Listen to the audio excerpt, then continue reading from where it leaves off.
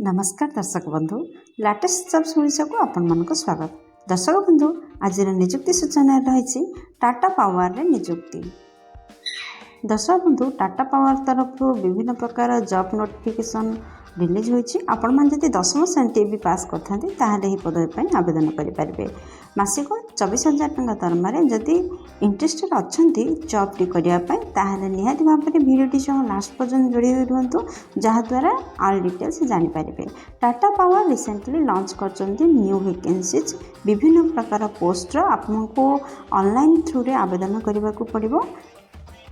जदि आपण मैंने पदवी आवेदन कर जानी आपण मनकर बयस सीमा कौन रहा दरकार, शिक्षागत योग्यता कौन रहा दरकार, दरमा केते मिलिबो, सिलेक्शन प्रोसेस किपर रही, एप्लिकेशन फीस अच्छी कि नहीं, टोटल पोस्ट केते रिलीज होछि, प्लेस ऑफ पोस्टिंग केउठी रहइबो, इंपोर्टेंट डेट कौन रही, इंपोर्टेंट नोट कौन रही, कौन कौन डॉक्यूमेंट आवश्यक हम जदि आपण मैंने यही पदवी आवेदन करछंती, एप्लिकेशन फी अच्छी कि नहीं शेष देखने आपण मैंने यह किपर आवेदन करेंगे। दर्शक बंधु बर्तमान मुझे नहीं आसी एक गवर्नमेंट जॉब पोर्टल साइट को आपन जब यही साइट पहुँचवा चाहिए ताहले आपन देखुवा वीडियो तले थे डिस्क्रिप्शन बॉक्स फर्स्ट लिंक रे क्लिक करंतु आपन मन पेज रे पहुँच पारे। Odisha Tata power recruitment 2024 details रही ऑर्गेनाइजेशन रही नेम होची टाटा पावर लिमिटेड का तरफ विज्ञप्ति जारी होती। टाइप ऑफ जॉब आपनकर परमानेंट टाइप रो जॉब रही।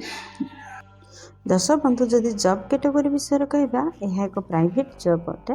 नेम ऑफ पोस्ट होची विभिन्न प्रकार पोस्ट में वैकेंसीज रिलीज होची। एप्लिकेशन मोड आपनकर ऑनलाइन रोची। आपन जदि चाहिए निज निज मोबाइल टू किंबा कंप्यूटर टू किंबा कोनोसी नेट पॉइंट रे यह आवेदन करि परिबे। क्यों मैंने यह आवेदन करि परिबे देखंतु आम ओडिसा समस्त कैंडिडेट आवेदन करि परिबे। प्लेस ऑफ पोस्टिंग ओडिसा रे ही रहइबो। लास्ट डेट 30 दिन भितर आपण मैंने यहाँ ऑनलाइन आवेदन करूँ। जेंडर विषय जब आम कहूँ ताहले आमे पुरुष कि महिला प्रार्थी आपण मैंने होते आवेदन करेंगे। Tata power recruitment 2024 eligibility criteria कौन रही देखूँ। दर्शक बंधु जब आम शिक्षागत योग्यता विषय कहवा ताहले आपण मैंने 10वीं किंबा +2 टी जेकोसी स्वीकृति प्राप्त अनुष्ठान जदि करते निहाती भाव में पदवी आवेदन करूँ। दर्शक बंधु नोटिफिकेशन अनुसार आम जदि एज लिमिट कथा कहवा ताहले आपणकर सर्वनिम्न बयस 18 वर्ष एवं सर्वाधिक बयस 40 वर्ष होते आपण मैंने आवेदन करेंगे। आपन जदि साधारण केस आछंती ताहले 18 ରୁ 40 वर्ष मगा जाइए। यह व्यतीत एज रिलैक्सेशन रही।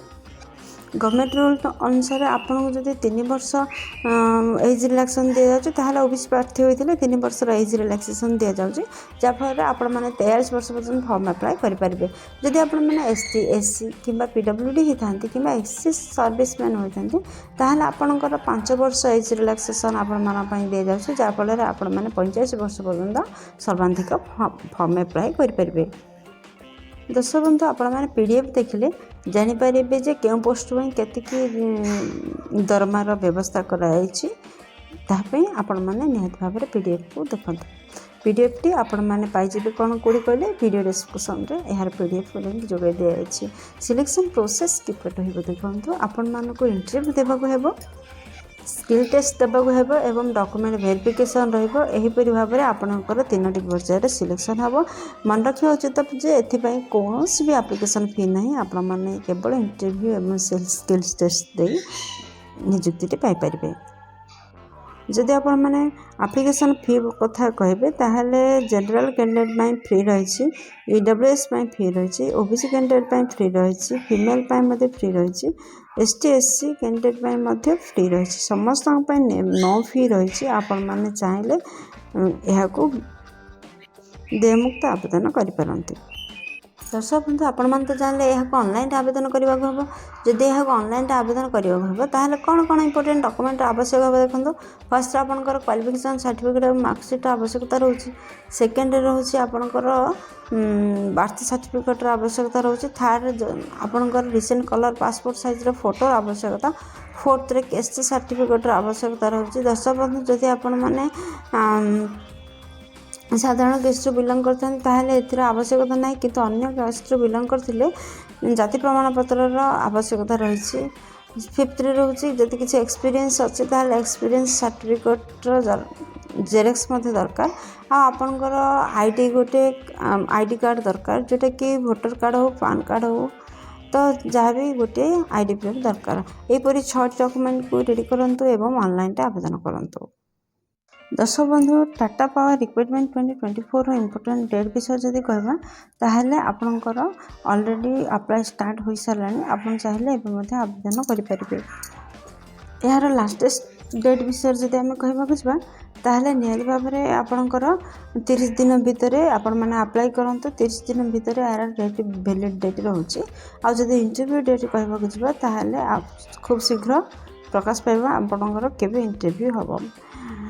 Tata power recruitment 2024 important note कौन रही देखो दर्शक बंधु यह अप्लाई करने पूर्व ए नोटिफिकेशन को भल भाव में पढ़ु एवं आपणकर दरखास्त को भल भाव में फिलअप करूँ एवं सेंड करूँ आ ठीक टाइम पूर्व दरखास्त अथॉरिटी पाखे पहुँच जावा आवश्यक एप्रति दृष्टि देते और जितेबाला आपण फिलअप कर एप्लिकेशन को फिलअप कर किसी भी जदि भूल डाटा न दिंतु एवं ब्लैंक स्पेस न छाड़ते से प्रति ध्यान देवे।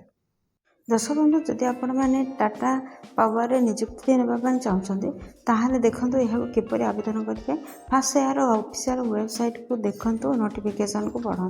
दर्शक बंधु आपण सुविधापी आप देखा वीडियो तले डिस्क्रिप्शन बॉक्स में ये जॉब रिलेटेड समस्त लिंक प्रोवाइड कर दी जाए आपने चाहिए आपण मैंने नोटिफिकेशन पहुँची पारे नोटिफिकेशन को भल भाव में पढ़ु और जहाँ जहाँ रिक्वायर्ड डॉक्यूमेंट जहाँ सब मगा जाए एंट्री करूँ। 4th जो रजिस्टरिंग कर जो सब डॉक्यूमेंट देते तार गोटे नोट करूँ 5th अपलोड करूँ आपंकर recent colour passport size photo और सिग्नेचर को 6th डिक्लेरेशन जहाँ दे जाए अथॉरिटी द्वारा भल भाव में पढ़ु से एग्री हूँ। दर्शक बंधु 7th एप्लिकेशन फी मगाई आपण कौन भी एप्लिकेशन फी ना तेणु तुम आपण मैंने इग्नोर करूँ। देखो